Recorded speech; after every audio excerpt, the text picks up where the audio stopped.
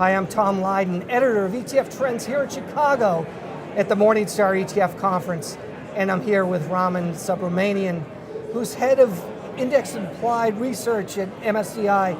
Raman, thanks so much for being with us today. Oh, thank you, Tom.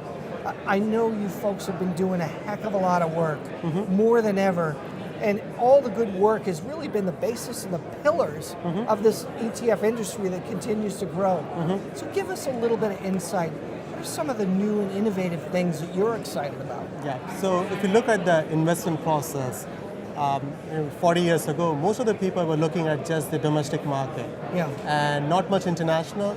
So first thing they started doing was to go and look into the international market. Emerging markets came in. So that was the first level of innovation which happened. But now what's happening is that people are saying, let's capture the global opportunity set. In that sense, there are few markets which are still opening up. So frontier market is a good example. Right. So we have seen that those frontier markets are getting integrated into the global opportunity set, and there are ETFs which are coming to capture those funds. So we created benchmark indices to track and access those markets. The second biggest innovation we are seeing is that some of the share classes are opening up. China A is a good example. Yes. Where people are trying to access those share classes which so far were not available for foreign investors. So that's happening on the pure beta capture. Now the next level of innovation is that this whole debate about active versus passive, what drives the performance of the market, and in the process what we've done is that we've tried to isolate those betas. People call them smart beta, alternative beta, whatever, you can factor beta. Right. And we call them factor premia. Okay. So we have tried to isolate them and create benchmark indices around them. So that's the second level of innovation which has happened. So taking the traditional cap-weighted benchmark, converting them to some of the factor beta.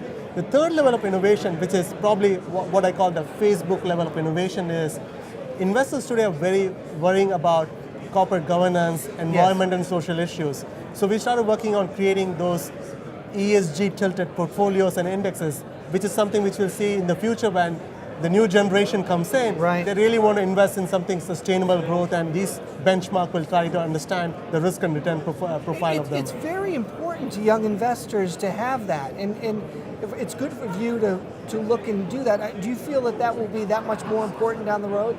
Yes, so if you look at today, when investors look at risk and return, they're just looking at one angle or one dimension of risk and return. There is a second level which is probably related to the corporate governance. Yes. Take the case of Alibaba. I've been talking about the big IPO coming in, and our ESG research has shown that there's still some corporate governance issues related to that. Yeah. So people will be agnostic today about, they're more excited about the IPO, but then there are a set of investors saying that, okay, look at this IPO, look at the company structure. Is it fair for an investor, a foreign investor, like US investor is going to put some money into a Chinese company, makes sense for them on the angle of corporate governance. So I said that more talk about corporate governance, sustainability of the profile of the companies, whether they can maintain that EPS growth rate, a dividend growth rate they have been paying so far. Being agnostic about what's happening on the pollution angle or the sustainability angle, that discussion will be more important in the future. I think that's where this whole dimension of quality, profitability, everything coming up, but I'll always link them to something related to factor. Right. So I got a question for you. Here in the US, we are under-allocated globally in a big way, right? So why is that? And just for an example, still there are many of us who feel emerging markets are risky. Are we just not getting it right? I think one maybe starting point was that when these markets opened up, they put so much constraint. Yeah. So the amount of money that you can actually invest in emerging market or frontier market to extent was quite limited because of the constraint. Now what has happened, most of the countries have started to open up.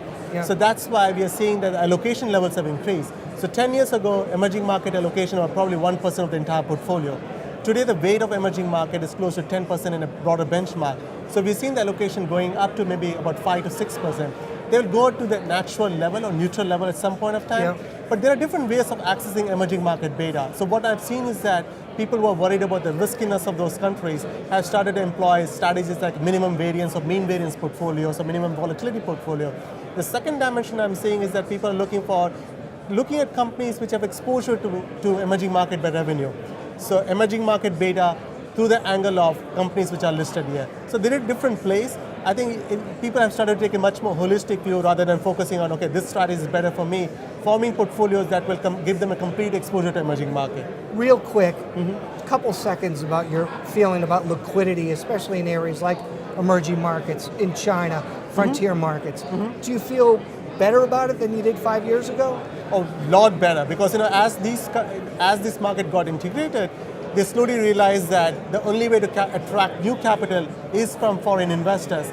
And if you don't have the liquidity, and that relates to the whole issue of increasing the free float and a publicly available free float, and that leads to more demand, and catering to the demand, the liquidity goes up automatically. Great. Raman, thanks so much for being here. Thank Really you, Tom. appreciate it. Thank you.